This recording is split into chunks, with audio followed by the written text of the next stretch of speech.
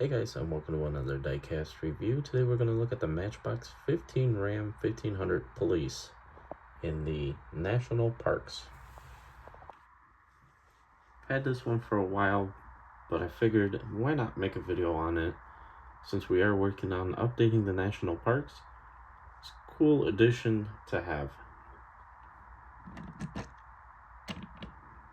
As always, this casting has very nice detail and very nice to see.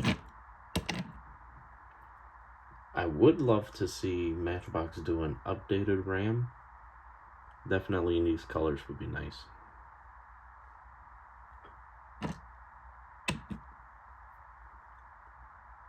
No decals on the back, but that's fine. Overall, very satisfying to have the amount of detail that it already has. I believe there was a shade variation. I don't know if I have it anywhere. I know it's not handy, but I believe I had one of the variations where the other one was a little bit lighter in color. And I believe I did see that there was a one that was slightly darker, but I don't think I had that one.